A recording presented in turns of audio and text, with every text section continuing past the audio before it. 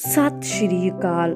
ਅੱਜ ਦੀ ਸਾਡੀ ਆਡੀਓ ਕਹਾਣੀ ਅੰਮ੍ਰਿਤਾ ਪ੍ਰੀਤਮ ਦੀ ਰਚਨਾ ਸ਼ਾਹ ਦੀ ਕੰਜਰੀ ਹੈ। ਉਹਨੂੰ ਹੁਣ ਨੀਲਮ ਕੋਈ ਨਹੀਂ ਸੀ ਆਖਦਾ, ਸਾਰੇ ਸ਼ਾਹ ਦੀ ਕੰਜਰੀ ਆਖਦੇ ਸਨ। ਨੀਲਮ ਨੂੰ ਲਾਹੌਰ ਹੀਰਾ ਮੰਡੀ ਦੇ ਇੱਕ ਚੁਬਾਰੇ ਵਿੱਚ ਜਵਾਨੀ ਚੜ੍ਹੀ ਸੀ ਤੇ ਉੱਥੇ ਹੀ ਇੱਕ ਰਿਆਸਤੀ ਸਰਦਾਰ ਦੇ ਹੱਥੋਂ ਪੂਰੇ 5,000 ਤੋਂ ਉਹਦੀ ਨੱਥ ਲੱਥੀ ਸੀ ਤੇ ਉੱਥੇ ਹੀ ਉਹਦੇ ਹੁਸਨ ਨੇ ਅੱਗ ਬਾਲ ਕੇ ਸ਼ਹਿਰ ਲਹੂ ਦਿੱਤਾ ਸੀ। ਪਰ ਫਿਰ ਇੱਕ ਦਿਨ ਉਹ ਹੀਰਾ ਮੰਡੀ ਦਾ ਸਸਤਾ ਚੁਬਾਰਾ ਛੱਡ ਕੇ ਸ਼ਹਿਰ ਦੇ ਸਭ ਤੋਂ ਮਹਿੰਗੇ ਹੋਟਲ ਫਲੈਟੀ ਵਿੱਚ ਆ ਗਈ ਸੀ। ਉਹੀਓ ਸ਼ਹਿਰ ਸੀ, ਪਰ ਸਾਰੇ ਸ਼ਹਿਰ ਨੂੰ ਜਿਵੇਂ ਰਾਤੋਂ ਰਾਤ ਉਹਦਾ ਨਾਂ ਭੁੱਲ ਗਿਆ ਹੋਵੇ। ਸਾਰਿਆਂ ਦੇ ਮੂੰਹ ਤੋਂ ਸੁਣੀਦਾ ਸੀ ਸ਼ਾਹ ਦੀ ਕੰਜਰੀ। ਲੋੜੇ ਦਾ ਗਾਉਂਦੀ ਸੀ, ਕੋਈ ਗਾਉਣ ਵਾਲੀ ਉਹਦੇ ਵਾਂਗ ਮਿਰਜ਼ੇ ਦੀ ਸੱਦ ਨਹੀਂ ਸੀ ਲਾ ਸਕਦੀ। ਇਸ ਲਈ ਲੋਕ ਭਾਵੇਂ ਉਹਦਾ ਨਾਂ ਭੁੱਲ ਗਏ ਸਨ, ਪਰ ਉਹਦੀ ਆਵਾਜ਼ ਨਹੀਂ ਸਨ ਭੁੱਲੇ। ਸ਼ਹਿਰ ਵਿੱਚ ਜਿਹਦੇ ਘਰ ਵੀ ਤਵੀਆਂ ਵਾਲਾ ਵਾਜਾ ਸੀ, ਉਹ ਉਹਦੇ ਭਰੇ ਹੋਏ ਤਵੇ ਜ਼ਰੂਰ ਖਰੀਦਦਾ ਸੀ। ਪਰ ਸਾਰੇ ਘਰਾਂ ਵਿੱਚ ਤਵੇ ਦੀ ਫਰਮਾਇਸ਼ ਵੇਲੇ ਹਰ ਕੋਈ ਇਹੋ ਕਹਿੰਦਾ ਸੀ, ਅੱਜ ਸ਼ਾਹ ਦੀ ਕੰਜਰੀ ਵਾਲਾ ਤਵਾ ਜ਼ਰੂਰ ਸੁਣਨਾ ਹੈ। ਗੁੱਝੀ ਛਿਪੀ ਗੱਲ ਨਹੀਂ ਸੀ, ਸ਼ਾਹ ਦੇ ਘਰਦਿਆਂ ਨੂੰ ਵੀ ਪਤਾ ਸੀ। ਸਿਰਫ ਪਤਾ ਨਹੀਂ ਸੀ, ਉਹਨਾਂ ਲਈ ਗੱਲ ਵੀ ਪੁਰਾਣੀ ਹੋ ਗਈ ਸੀ। ਸ਼ਾਹ ਦਾ ਵੱਡਾ ਮੁੰਡਾ ਜੋ ਹੁਣ ਵਿਆਹੁਣ ਜੋਗਾ ਸੀ, ਜਦੋਂ ਕੁੱਛੜ ਹੁੰਦਾ ਸੀ ਤਾਂ ਸ਼ਾਹਣੀ ਨੇ ਜ਼ਹਿਰ ਖਾ ਕੇ ਮਰਨ ਦੀ ਧਮਕੀ ਦਿੱਤੀ ਸੀ। ਪਰ ਸ਼ਾਹ ਨੇ ਉਹਦੇ ਗਲ ਵਿੱਚ ਮੋਤੀਆਂ ਦਾ ਹਾਰ ਪਾ ਕੇ ਉਹਨੂੰ ਆਖਿਆ ਸੀ, ਸ਼ਾਹਣੀਏ, ਉਹ ਤੇਰੇ ਘਰ ਦੀ ਬਰਕਤ ਏ। ਮੇਰੀ ਅੱਖ ਜਵਾਰੀਆਂ ਦੀ ਅੱਖ, ਜੋ ਲੱਖੋਂ ਕੱਖ ਕਰਦਾ ਏ ਤੇ ਕੱਖੋਂ ਕੱਖ। ਜਿਹਨੂੰ ਪੁੱਠਾ ਪੈ ਜਾਏ ਉਹਦਾ ਲੱਖੋਂ ਕੱਖ ਕਰ ਦਿੰਦਾ ਏ, ਪਰ ਜਿਹਨੂੰ ਸਿੱਧਾ ਪੈ ਜਾਏ ਉਹਦਾ ਕੱਖੋਂ ਲੱਖ ਕਰ ਦਿੰਦਾ ਏ। ਉਹ ਵੀ ਨੀਲਮ ਏ, ਸਾਡੀ ਰਾਸ ਨਾਲ ਮਿਲ ਗਈ ਏ। ਜਿਸ ਦਿਨ ਤੋਂ ਸੰਗ ਬਣਿਆ ਏ, ਮੈਂ ਮਿੱਟੀ ਨੂੰ ਹੱਥ ਪਾਵਾਂ ਤਾਂ ਸੋਨਾ ਹੋ ਜਾਂਦੀ ਏ। ਪਰ ਉਹੀਓ ਇੱਕ ਦਿਨ ਘਰ ਉਜਾੜ ਦੇਵੇਗੀ, ਲੱਖੋਂ ਕੱਖ ਕਰ ਦੇਵੇਗੀ। ਸ਼ਾਹਣੀ ਨੇ ਛਾਤੀ ਦੇ ਸੱਲ ਨੂੰ ਸਹਿ ਕੇ ਉਸੇ ਪਾਸਿਓਂ ਦਲੀਲ ਦਿੱਤੀ ਸੀ, ਜਿਸ ਪਾਸਿਓਂ ਸ਼ਾਹ ਨੇ ਗੱਲ ਤੋਰੀ ਸੀ। ਮੈਂ ਤਾਂ ਸਗੋਂ ਡਰਨਾ ਕਿ ਇਹਨਾਂ ਕੰਜਰੀਆਂ ਦਾ ਕੀ ਭਰੋਸਾ, ਕੱਲ੍ਹ ਨੂੰ ਕਿਸੇ ਹੋਰ ਨੇ ਸ਼ਬਜ਼ ਬਾਗ ਦਿਖਾਏ ਤੇ ਜੇ ਇਹ ਹੱਥੋਂ ਨਿਕਲ ਗਈ ਤਾਂ ਲੱਖੋਂ ਕੱਖ ਹੋ ਜਾਣਾ ਏ। ਸ਼ਾਹ ਨੇ ਫਿਰ ਆਪਣੀ ਦਲੀਲ ਦਿੱਤੀ ਸੀ ਤੇ ਸ਼ਾਹਣੀ ਕੋਲ ਹੋਰ ਦਲੀਲ ਨਹੀਂ ਸੀ ਰਹਿ ਗਈ। ਸਿਰ ਵਕਤ ਕੋਲ ਰਹਿ ਗਈ ਸੀ ਤੇ ਵਕਤ ਚੁੱਪ ਸੀ, ਕਈ ਵਰ੍ਹਿਆਂ ਤੋਂ ਚੁੱਪ ਸੀ। ਸ਼ਾਹ ਸੱਚੀ ਮੁੱਚੀ ਜਿੰਨੇ ਪੈਸੇ ਨੀਲਮ ਉੱਤੇ ਰੋੜਦਾ ਸੀ, ਉਸ ਤੋਂ ਕਈ ਗੁਣਾ ਬਹੁਤੇ ਪਤਾ ਨਹੀਂ ਕਿੱਥੋਂ ਕਿੱਥੋਂ ਰੁੜ ਕੇ ਉਹਦੇ ਘਰ ਆ ਜਾਂਦੇ ਸਨ। ਅੱਗੇ ਉਹਦੀ ਛੋਟੀ ਜਿਹੀ ਦੁਕਾਨ ਸ਼ਹਿਰ ਦੇ ਛੋਟੇ ਬਾਜ਼ਾਰ ਵਿੱਚ ਹੁੰਦੀ ਸੀ, ਪਰ ਹੁਣ ਸਭ ਤੋਂ ਵੱਡੇ ਬਾਜ਼ਾਰ ਵਿੱਚ ਲੋਹੇ ਦੇ ਜੰਗਲਿਆਂ ਵਾਲੀ ਸਭ ਤੋਂ ਵੱਡੀ ਦੁਕਾਨ ਉਹਦੀ ਸੀ। ਘਰ ਦੇ ਥਾਵੇਂ ਪੂਰਾ ਮੁਹੱਲਾ ਹੀ ਉਹਦਾ ਸੀ, ਜਿਹਦੇ ਵਿੱਚ ਬੜੇ ਸਰਦੇ ਪੁੱਜਦੇ ਕਿਰਾਏਦਾਰ ਸਨ ਤੇ ਜਿਹਦੇ ਵਿੱਚ ਤਹਿਖਾਨੇ ਵਾਲੇ ਘਰ ਦਾ ਉਹਦੀ ਸ਼ਾਹਣੀ ਕਦੇ ਇੱਕ ਦਿਨ ਵੀ ਵਸਾ ਨਹੀਂ ਸੀ ਖਾਂਦੀ। ਬੜੇ ਵਰ੍ਹੇ ਹੋਏ ਸ਼ਾਹਣੀ ਨੇ ਇੱਕ ਦਿਨ ਮੋਹਰਾਂ ਵਾਲੇ ਟਰੰਕ ਨੂੰ ਜੰਦਰਾ ਮਾਰਦਿਆਂ ਸ਼ਾਹ ਨੂੰ ਆਖਿਆ ਸੀ, ਉਹਨੂੰ ਭਾਵੇਂ ਹੋਟਲ ਵਿੱਚ ਰੱਖ ਤੇ ਭਾਵੇਂ ਤਾਜ ਮਹਿਲ ਪੁਆ ਦੇ, ਪਰ ਬਾਹਰ ਦੀ ਬਲਾ ਬਾਹਰ ਹੀ ਰੱਖੀ। ਉਹਨੂੰ ਮੇਰੇ ਘਰ ਨਾ ਵਾੜੀ, ਮੈਂ ਉਹਦੇ ਮੱਥੇ ਨਹੀਂ ਲੱਗਣਾ। ਤੇ ਸੱਚੇ ਮੁੱਚੀ ਸ਼ਾਹਣੀ ਨੇ ਅੱਜ ਤੱਕ ਉਹਦਾ ਮੂੰਹ ਨਹੀਂ ਸੀ ਵੇਖਿਆ। ਜਦੋਂ ਉਹਨੇ ਇਹ ਗੱਲ ਆਖੀ ਸੀ, ਉਹਦਾ ਵੱਡਾ ਪੁੱਤਰ ਅਜੇ ਸਕੂਲੋਂ ਪੜ੍ਹਦਾ ਸੀ ਤੇ ਹੁਣ ਉਹ ਵਿਆਹੁਣ ਜੋਗਾ ਹੋ ਪਿਆ ਸੀ। ਪਰ ਸ਼ਾਹਣੀ ਨੇ ਨਾ ਉਹਦੇ ਗਾਉਣਾ ਵਾਲੇ ਤਵੇ ਘਰ ਵਿੱਚ ਵੜਨ ਦਿੱਤੇ ਸਨ ਤੇ ਨਾ ਘਰ ਵਿੱਚ ਕਿਸੇ ਨੂੰ ਉਹਦਾ ਨਾਂ ਲੈਣ ਦਿੱਤਾ ਸੀ। ਉਂਝ ਉਹਦੇ ਪੁੱਤਰਾਂ ਨੇ ਹੱਟੀ ਹੱਟੀ ਉਹਦੇ ਗਾਉਣ ਸੁਣੇ ਹੋਏ ਸਨ ਤੇ ਜਣੇ ਖਣੇ ਤੋਂ ਸੁਣਿਆ ਹੋਇਆ ਸੀ ਸ਼ਾਹ ਦੀ ਕੰਜਰੀ। ਵੱਡੇ ਪੁੱਤਰ ਦਾ ਵਿਆਹ ਸੀ। ਘਰ 4 ਮਹੀਨਿਆਂ ਤੋਂ ਦਰਜੀ ਬੈਠੇ ਹੋਏ ਸਨ। ਕੋਈ ਸੋਟਾਂ ਉੱਤੇ ਸਿਲਮਾ ਕੱਢ ਰਿਹਾ ਸੀ, ਕੋਈ ਤਿੱਲਾ, ਕੋਈ ਕਿਨਾਰੀ ਤੇ ਕੋਈ ਦੁਪੱਟਿਆਂ ਉੱਤੇ ਸਿਤਾਰੇ ਮੜ ਰਿਹਾ ਸੀ। ਸ਼ਾਹਣੀ ਦੇ ਹੱਥ ਭਰੇ ਹੋਏ ਸਨ। ਰੁਪਈਆਂ ਦੀ ਥੈਲੀ ਕੱਢਦੀ, ਖੋਲ੍ਹਦੀ ਤੇ ਫਿਰ ਹੋਰ ਥੈਲੀ ਭਰਨ ਲਈ ਤਹਿਖਾਨੇ ਚਲੀ ਜਾਂਦੀ। ਸ਼ਾਹ ਦੇ ਯਾਰਾਂ ਨੇ ਸ਼ਾਹ ਨੂੰ ਜਾਰੀ ਦਾ ਵਾਸਤਾ ਪਾਇਆ ਕਿ ਮੁੰਡੇ ਦੇ ਵਿਆਹ 'ਤੇ ਕੰਜਰੀ ਜ਼ਰੂਰ ਗਵਾਉਣੀ ਹੈ। ਉਂਝ ਗੱਲ ਉਹਨਾਂ ਨੇ ਬੜੇ ਤਰੀਕੇ ਨਾਲ ਆਖੀ ਸੀ ਤਾਂ ਕਿ ਸ਼ਾਹਣੀ ਕਿਤੇ ਵੱਟ ਨਾ ਖਾ ਜਾਏ। ਉਂਝ ਤਾਂ ਸ਼ਾਹ ਜੀ ਬਥੇਰੀਆਂ ਗਾਉਣ ਨੱਚਣ ਵਾਲੀਆਂ ਜਿਹਨੂੰ ਮਰਜ਼ੀ ਜੇ ਬੁਲਾਓ, ਪਰ ਉੱਥੇ ਮਲਕਾ ਏ ਤਰਨੂਮ ਜ਼ਰੂਰ ਆਵੇ, ਭਾਵੇਂ ਮਿਰਜ਼ੇ ਦੀ ਇੱਕੋ ਸੱਦ ਲਾ ਜਾਵੇ। ਫਲੈਟੀ ਹੋਟਲ ਆਮ ਹੋਟਲਾਂ ਜਿਹਾ ਨਹੀਂ ਸੀ। ਉੱਥੇ ਬਹੁਤ ਅੰਗਰੇਜ਼ ਲੋਕ ਹੀ ਆਉਂਦੇ ਤੇ ਠਹਿਰਦੇ ਸਨ। ਉਹਦੇ ਵਿੱਚ ਕੱਲੇ ਵੱਡੇ ਕਮਰੇ ਵੀ ਸਨ, ਪਰ ਵੱਡੇ ਕਮਰੇ 3 ਕਮਰਿਆਂ ਦੇ ਸੈੱਟ ਵੀ। ਇਹੋ ਜਿਹੇ ਇੱਕ ਸੈੱਟ ਵਿੱਚ ਨੀਲਮ ਰਹਿੰਦੀ ਸੀ ਤੇ ਸ਼ਾਹ ਨੇ ਸੋਚਿਆ ਕਿ ਦੋਸਤਾਂ ਯਾਰਾਂ ਦਾ ਦਿਲ ਖੁਸ਼ ਕਰਨ ਲਈ ਉਹ ਇੱਕ ਦਿਨ ਨੀਲਮ ਵਾਲੇ ਪਾਸੇ ਇੱਕ ਰਾਤ ਦੀ ਮਹਿਫਲ ਰੱਖ ਲਏਗਾ। ਇਹ ਤਾਂ ਚੁਬਾਰੇ ਤੇ ਜਾਣ ਵਾਲੀ ਗੱਲ ਹੋਈ। ਇੱਕ ਨੇ ਉਜਰ ਕੀਤਾ ਤਾਂ ਸਾਰੇ ਬੋਲ ਪਏ, ਨਹੀਂ ਸ਼ਾਹ ਜੀ, ਉਹ ਤਾਂ ਸਿਰਫ ਤੁਹਾਡਾ ਹੀ ਹੱਕ ਬਣਦਾ ਏ। ਅੱਗੇ ਕਦੀ ਅਸੀਂ ਇੰਨੇ ਵਰੇ ਕੁਝ ਆਖਿਆ ਏ? ਉਸ ਥਾਂ ਦਾ ਨਾਂ ਵੀ ਕਦੇ ਨਹੀਂ ਲਿਆ। ਉਹ ਥਾਂ ਤੁਹਾਡੀ ਅਮਾਨਤ ਏ। ਅਸਾਂ ਤਾਂ ਭਤੀਜੇ ਦੇ ਵਿਆਹ ਦੀ ਖੁਸ਼ੀ ਕਰਨੀ ਏ। ਉਹਨੂੰ ਖਾਨਦਾਨੀ ਘਰਾਂ ਵਾਂਗ ਆਪਣੇ ਘਰ ਬੁਲਾਓ, ਸਾਡੀ ਭਾਬੀ ਦੇ ਘਰ। ਗੱਲ ਸ਼ਾਹ ਦੇ ਮਨ ਲੱਗਦੀ ਸੀ, ਇਸ ਗੱਲੋਂ ਵੀ ਕਿ ਉਹ ਦੋਸਤਾਂ ਯਾਰਾਂ ਨੂੰ ਨੀਲਮ ਦਾ ਰਾਹ ਨਹੀਂ ਸੀ ਵਿਖਾਉਣਾ ਚਾਹੁੰਦਾ। ਭਾਵੇਂ ਉਹਦੇ ਕੰਨੀ ਭਿਣਕ ਪੈਂਦੀ ਰਹਿੰਦੀ ਸੀ ਕਿ ਉਹਦੀ ਗੈਰ ਹਾਜ਼ਰੀ ਵਿੱਚ ਹੁਣ ਕੋਈ ਹੋਰ ਅਮੀਰਜ਼ਾਦਾ ਨੀਲਮ ਕੋਲ ਆਉਣ ਲੱਗ ਪਿਆ ਸੀ, ਤੇ ਦੂਸਰਾ ਐਸ਼ ਗੱਲੋਂ ਵੀ ਕਿ ਉਹ ਚਾਹੁੰਦਾ ਸੀ ਕਿ ਨੀਲਮ ਇੱਕ ਵਾਰੀ ਉਹਦੇ ਘਰ ਆ ਕੇ ਉਹਦੇ ਘਰ ਦੀ ਤੜਕ ਭੜਕ ਵੇਖ ਜਾਵੇ। ਪਰ ਉਹ ਸ਼ਾਹਣੀ ਤੋਂ ਡਰਦਾ ਸੀ, ਦੋਸਤਾਂ ਨੂੰ ਹਾਮੀ ਨਾ ਭਰ ਸਕਿਆ। ਦੋਸਤਾਂ ਯਾਰਾਂ ਵਿੱਚੋਂ ਵੀ 2 ਨੇ ਰਾਹ ਕੱਢਿਆ ਤੇ ਸ਼ਾਹਣੀ ਕੋਲ ਜਾ ਕੇ ਉਹਨੂੰ ਆਖਣ ਲੱਗੇ, ਭਾਬੀ ਤੂੰ ਮੁੰਡੇ ਦਾ ਵਿਆਹ ਦਾ ਗੁਣ ਨਹੀਂ ਬਿਠਾਣਾ, ਅਸੀਂ ਤਾਂ ਸਾਰੀ ਖੁਸ਼ੀ ਕਰਨੀ ਏ। ਸ਼ਾਹ ਨੇ ਸਲਾਹ ਬਣਾਈ ਏ ਕਿ ਇੱਕ ਰਾਤ ਯਾਰਾਂ ਦੀ ਮਹਿਫਲ ਨੀਲਮ ਦੇ ਪਾਸੇ ਹੋ ਜਾਵੇ। ਗੱਲ ਤਾਂ ਠੀਕ ਏ, ਪਰ ਹਜ਼ਾਰਾਂ ਉੱਜੜ ਜਾਣਗੇ। ਆਖਰ ਘਰ ਤਾਂ ਤੇਰਾ ਏ, ਅੱਗੇ ਉਸ ਕੰਜਰੀ ਕੋਲ ਥੋੜਾ ਖਵਾ ਲਿਆ ਏ। ਤੂੰ ਸਿਆਣੀ ਬਣ, ਉਹਨੂੰ ਗਾਉਣ ਵਜਾਉਣ ਲਈ ਇੱਥੇ ਬੁਲਾ ਲੈ ਇੱਕ ਦਿਨ। ਮੁੰਡੇ ਦੇ ਵਿਆਹ ਦੀ ਖੁਸ਼ੀ ਵੀ ਹੋ ਜਾਵੇਗੀ ਤੇ ਰੁਪਈਆ ਉੱਜੜ ਬਚ ਜਾਵੇਗਾ। ਸ਼ਾਹਣੀ ਪਹਿਲਾਂ ਤਾਂ ਭਰੀ ਪੀਤੀ ਬੋਲੀ, ਮੈਂ ਉਸ ਕੰਜਰੀ ਦੇ ਮੱਥੇ ਨਹੀਂ ਲੱਗਣਾ। ਪਰ ਜਦੋਂ ਅਗਲੀਆਂ ਠਰਮੇ ਨਾਲ ਆਖਿਆ, ਇੱਥੇ ਤਾਂ ਭਾਬੀ ਤੇਰਾ ਰਾਜ ਏ, ਉਹ ਬੰਦੀ ਬਣ ਕੇ ਆਵੇਗੀ ਤੇਰੇ ਹੁਕਮ ਦੀ ਬੱਦੀ, ਤੇਰੇ ਪੁੱਤਰ ਦੀ ਖੁਸ਼ੀ ਕਰਨ ਲਈ। ਹੇਠੀ ਤਾਂ ਉਹਦੀ ਏ, ਤੇਰੀ ਕਾਦੀ ਏ। ਜਹੇ ਕੰਮੀ ਕਮੀਨ ਆਏ ਡੁੰਮ ਮਰਾਸੀ ਤਹੀਂ ਉਹ। ਗੱਲ ਸ਼ਾਹਣੀ ਦੇ ਮਨ ਲੱਗੀ। ਉਂਝ ਵੀ ਕਦੇ ਸੁੱਤਿਆਂ ਬੈਠਦਿਆਂ ਉਹਨੂੰ ਖਿਆਲ ਆਉਂਦਾ ਹੁੰਦਾ ਸੀ, ਇੱਕ ਵਾਰੀ ਵੇਖਾਂ ਤਾਂ ਸਹੀ ਕਿਹੋ ਜਿਹੀ ਏ। ਉਹਨੇ ਕਦੀ ਉਹ ਵੇਖੀ ਨਹੀਂ ਸੀ, ਪਰ ਕਿਆਸੀ ਜ਼ਰੂਰ ਸੀ।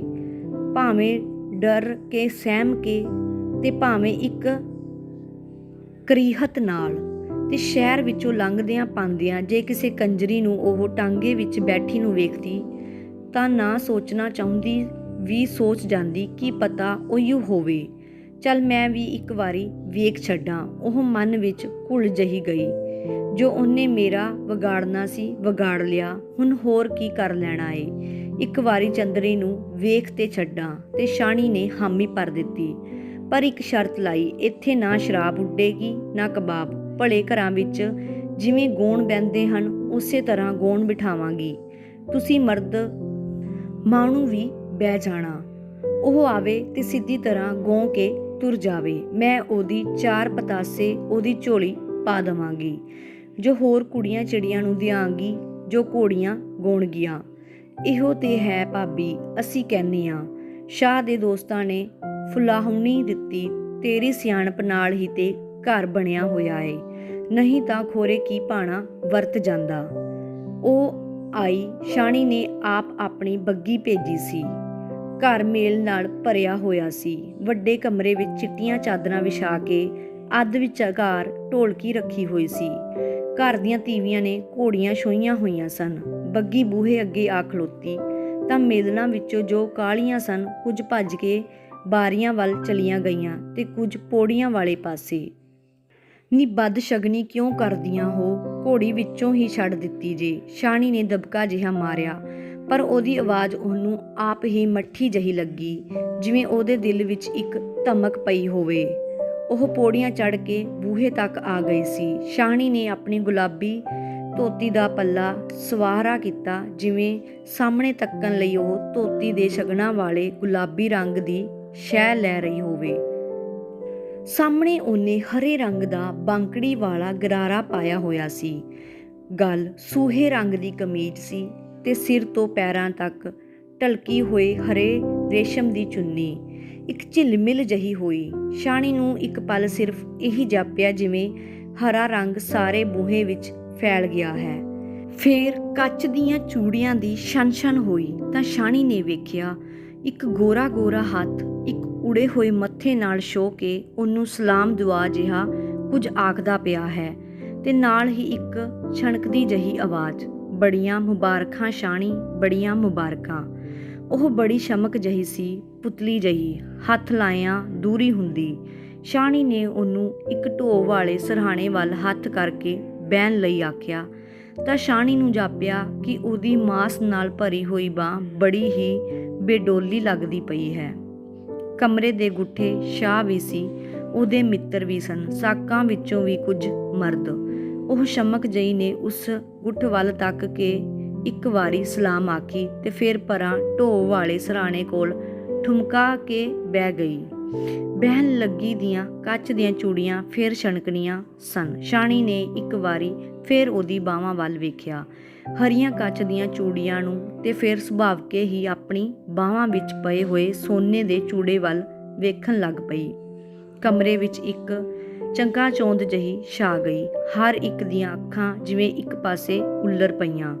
ਸ਼ਾਹਣੀ ਦੀਆਂ ਆਪਣੀਆਂ ਅੱਖਾਂ ਵੀ, ਪਰ ਉਹਨੂੰ ਆਪਣੀਆਂ ਅੱਖਾਂ ਤੋਂ ਛੁੱਟ ਸਾਰੀਆਂ ਅੱਖਾਂ ਉੱਤੇ ਕ੍ਰੋਧ ਜਿਹਾ ਆ ਗਿਆ।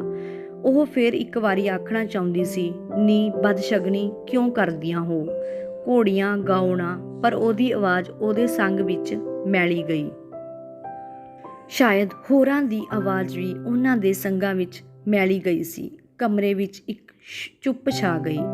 ਉਹ ਕਮਰੇ ਦੇ ਅੱਧ ਵਿੱਚ ਪਈ ਹੋਈ ਢੋਲਕੀ ਵੱਲ ਤੱਕਣ ਲੱਗ ਪਈ ਤੇ ਉਹਦਾ ਜੀ ਕੀਤਾ ਉਹ ਬੜੀ ਜ਼ੋਰ ਦੀ ਢੋਲਕੀ ਵਜਾਏ।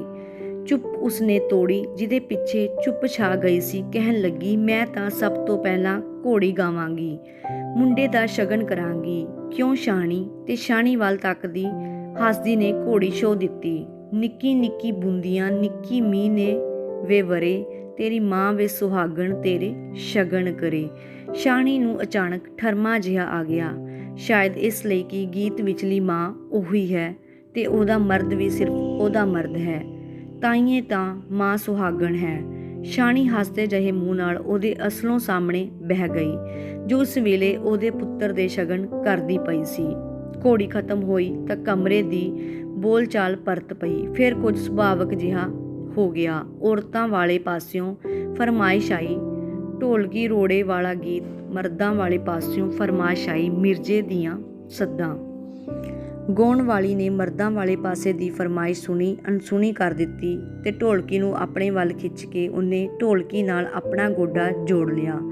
ਸ਼ਾਹਣੀ ਕੁਝ ਰਿਉਂ ਵਿੱਚ ਆ ਗਈ, ਸ਼ਾਇਦ ਇਸ ਲਈ ਕਿ ਗਾਉਣ ਵਾਲੀ ਮਰਦਾਂ ਵਾਲੇ ਪਾਸੇ ਦੀ ਫਰਮਾਇਸ਼ ਪੂਰੀ ਕਰਨ ਦੀ ਥਾਂ ਔਰਤਾਂ ਵਾਲੇ ਪਾਸੇ ਦੀ ਫਰਮਾਇਸ਼ ਪੂਰੀ ਕਰਨ ਲੱਗੀ ਸੀ।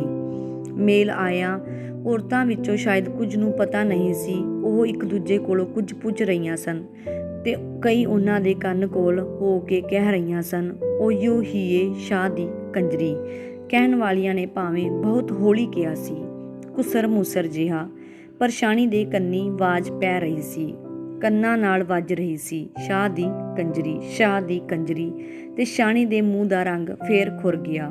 ਇੰਨੇ ਨੂੰ ਢੋਲਕੀ ਦੀ ਆਵਾਜ਼ ਉੱਚੀ ਹੋ ਗਈ ਤੇ ਨਾਲ ਹੀ ਗਾਉਣ ਵਾਲੀ ਦੀ ਆਵਾਜ਼, ਸੂਹੇ ਵੇ ਚੀਰੇ ਵਾਲਿਆ ਮੈਂ ਕਹਿੰਨੀ ਆ। ਤੇ ਸ਼ਾਹਣੀ ਦੇ ਕਲੇਜਾ ਥੰਮ ਜਿਹਾ ਗਿਆ। ਇਹ ਸੂਹੇ ਚੀਰੇ ਵਾਲਾ ਮੇਰਾ ਹੀ ਪੁੱਤਰ ਏ, ਸੁੱਖ ਨਾਲ ਅੱਜ ਘੋੜੀ ਚੜ੍ਹਨ ਵਾਲਾ ਮੇਰੀ ਪੁੱਤਰ। ਫਰਮਾਇਸ਼ਾਂ ਦਾ ਅੰਤ ਨਹੀਂ ਸੀ। ਇੱਕ ਗੀਤ ਮੁੱਕਦਾ ਦੂਜਾ ਗੀਤ ਸ਼ੁਰੂ ਹੁੰਦਾ। ਗਾਉਣ ਵਾਲੀ ਕਦੇ ਔਰਤਾਂ ਵਾਲੇ ਪਾਸੇ ਦੀ ਫਰਮਾਇਸ਼ ਪੂਰੀ ਕਰਦੀ, ਕਦੇ ਮਰਦਾਂ ਵਾਲੇ ਪਾਸੇ ਦੀ। ਵਿੱਚ ਵਿੱਚ ਕਹਿ ਦਿੰਦੀ, ਕੋਈ ਹੋਰ ਵੀ ਗਾਉਣਾ, ਮੈਨੂੰ ਸਾਹ ਦਵਾ ਦਿਓ। ਪਰ ਕਿਹਦੀ ਹਿੰਮਤ ਸੀ ਉਹਦੇ ਸਾਹਮਣੇ ਹੋਣ ਦੀ। ਉਹਦੀ ਟੱਲੀ ਵਰਗੀ ਆਵਾਜ਼, ਹੂਕ ਵਰਗੀ ਆਵਾਜ਼, ਉਹ ਵੀ ਸ਼ਾਇਦ ਕਹਿਣ ਨੂੰ ਕਹਿ ਰਹੀ ਸੀ। ਉਂਝ ਇੱਕ ਪਿੱਛੋਂ ਝੱਟ ਦੂਜਾ ਕੁਝ ਹੋਰ ਸ਼ੋਅ ਦਿੰਦੀ ਸੀ। ਗੀਤਾਂ ਦੀ ਗੱਲ ਹੋਰ ਸੀ, ਪਰ ਜਦੋਂ ਉਹਨੇ ਮਿਰਜ਼ੇ ਦੀ ਹੇਕ ਲਾਈ, ਉੱਠਣੀ ਸਾਹਿਬਾ ਸੁੱਤੀਏ, ਉੱਠ ਕੇ ਦੇ ਦੀਦਾਰ, ਹਵਾ ਦਾ ਕਲੇਜਾ ਹਿੱਲ ਗਿਆ। ਕਮਰੇ ਵਿੱਚ ਬੈਠੇ ਹੋਏ ਮਰਦ ਬੁੱਤ ਬਣ ਗਏ। ਸ਼ਾਹਣੀ ਨੂੰ ਫੇਰ ਇੱਕ ਘਬਰਾਹਟ ਜਿਹੀ ਹੋਈ। ਉਹਨੇ ਨੀਝ ਨਾ ਲਾ ਕੇ ਸ਼ਾਹ ਦੇ ਮੂੰਹ ਵੱਲ ਤੱਕਿਆ। ਸ਼ਾਹ ਵੀ ਹੋਰਾਂ ਬੁੱਤਾਂ ਜਿਹਾ ਬੁੱਤ ਬਣਿਆ ਹੋਇਆ ਸੀ, ਪਰ ਸ਼ਾਹਣੀ ਨੂੰ ਜਾਪਿਆ ਉਹ ਪੱਥਰ ਹੋ ਗਿਆ ਹੈ। ਸ਼ਾਹਣੀ ਦੇ ਕਲੇਜੇ ਵਿੱਚ ਹੋਲ ਪਿਆ ਤੇ ਉਹਨੂੰ ਜਾਪਿਆ ਜੇ ਹੁਣ ਵੀ ਘੜੀ ਖੁੰਝ ਗਈ ਤਾਂ ਉਹ ਆਪ ਵੀ ਹਮੇਸ਼ਾ ਲਈ ਮਿੱਟੀ ਦਾ ਬੁੱਤ ਬਣ ਜਾਏਗੀ। ਉਹ ਕਰੇ ਕੁਝ ਵੀ ਕਰੇ, ਪਰ ਮਿੱਟੀ ਦਾ ਬੁੱਤ ਨਾ ਬਣੇ। ਚੰਗੀ ਤਰਕਾਲ ਪੈ ਗਈ। ਮਹਿਫਲ ਮੁੱਕਣ 'ਤੇ ਆ ਗਈ। ਸ਼ਾਹਣੀ ਦਾ ਕਹਿਣਾ ਸੀ ਕਿ ਉਹ ਅੱਜ ਉਸੇ ਤਰ੍ਹਾਂ ਸਿਰਫ ਪਤਾਸੇ ਵੰਡੇਗੀ ਜਿਸ ਤਰ੍ਹਾਂ ਲੋਕ ਉਸ ਦਿਨ ਵੰਡਦੇ ਹਨ, ਜਿਸ ਦਿਨ ਗੌਣ ਬਿਠਾਉਂਦੇ ਹਨ। ਪਰ ਜਦੋਂ ਗੌਣ ਮੁੱਕੇ ਤਾਂ ਕਮਰੇ ਵਿੱਚ ਚਾਹ ਦੇ ਕਈ ਵੰਨਾਂ ਦੀ ਮਠਿਆਈ ਆ ਗਈ ਤੇ ਸ਼ਾਹਣੀ ਦੇ ਮੁੱਠ ਵਿੱਚ ਵਲੇਟਿਆ ਹੋਇਆ 100 ਦਾ ਨੋਟ ਕੱਢ ਕੇ ਆਪਣੇ ਪੁੱਤਰ ਦੇ ਸਿਰ ਤੋਂ ਵਾਰਿਆ ਤੇ ਫਿਰ ਉਹਨੂੰ ਫੜਾ ਦਿੱਤਾ, ਜਿਸ ਨੂੰ ਲੋਕ ਸ਼ਾਹ ਦੀ ਕੰਜਰੀ ਆਖਦੇ ਸਨ। ਕਿ ਰਹਿਣ ਦੇ ਸ਼ਾਹਣੀ, ਅੱਗੇ ਵੀ ਤੇਰਾ ਹੀ ਖਾਨੀਆਂ। ਉਹਨੇ ਅੱਗੋਂ ਜਵਾਬ ਦਿੱਤਾ ਤੇ ਹੱਸ ਪਈ। ਉਹਦਾ ਹਾਸਾ ਉਹਦੇ ਰੂਪ ਵਾਂਗ ਝਿਲਮਿਲ ਕਰਦਾ ਪਿਆ ਸੀ। ਸ਼ਾਹਣੀ ਦੇ ਮੂੰਹ ਦਾ ਰੰਗ ਹੌਲਾ ਪੈ ਗਿਆ। ਉਹਨੂੰ ਜਾਪਿਆ ਜਿਵੇਂ ਸ਼ਾਹ ਦੀ ਕੰਜਰੀ ਨੇ ਅੱਜ ਭਰੀ ਸਭਾ ਵਿੱਚ ਸ਼ਾਹ ਨਾਲ ਆਪਣਾ ਸੰਬੰਧ ਜੋੜ ਕੇ ਉਹਦੀ ਹੱਤਕ ਕਰ ਦਿੱਤੀ ਹੈ। ਪਰ ਸ਼ਾਹਣੀ ਨੇ ਆਪਣਾ ਆਪ ਥੰਮ ਲਿਆ, ਇੱਕ ਜੇਰਾ ਜਿਹਾ ਕੀਤਾ ਕਿ ਅੱਜ ਉਹਨੇ ਹਾਰ ਨਹੀਂ ਖਾਣੀ, ਤੇ ਜ਼ੋਰ ਦੀ ਹੱਸ ਪਈ। ਨੋਟ ਫੜਾਂਦੀ ਆਖਣ ਲੱਗੀ, ਸ਼ਾਹ ਕੋਲੋਂ ਤਾਂ ਤੂੰ ਨਿੱਤ ਲੈਂਦੀ ਏ, ਪਰ ਮੇਰੇ ਕੋਲੋਂ ਤੂੰ ਫੇਰ ਕਦੋਂ ਲੈਣਾ ਏ? ਚੱਲ ਅੱਜ ਲੈ ਲਾ। ਤੇ ਸ਼ਾਹ ਦੀ ਕੰਜਰੀ 100 ਦੇ ਉਸ ਨੂੰ ਫੜਦੀ ਇੱਕੋ ਵਾਰਗੀ ਨਿਮਾਣੀ ਜਿਹੀ ਹੋ ਗਈ। ਕਮਰੇ ਵਿੱਚ ਸ਼ਾਹਣੀ ਦੀ ਧੋਤੀ ਦਾ ਸਗਨਾਂ ਵਾਲਾ ਗੁਲਾਬੀ ਰੰਗ ਫੈਲ ਗਿਆ। ਉਮੀਦ ਹੈ ਕਿ ਤੁਹਾਨੂੰ ਇਹ ਕਹਾਣੀ ਪਸੰਦ ਆਈ ਹੋਵੇਗੀ। ਜੇਕਰ ਪਸੰਦ ਆਈ ਹੈ ਤਾਂ ਲਾਈਕ, ਸ਼ੇਅਰ ਅਤੇ ਸਬਸਕ੍ਰਾਈਬ ਜ਼ਰੂਰ ਕਰ ਦਿਓ। ਧੰਨਵਾਦ।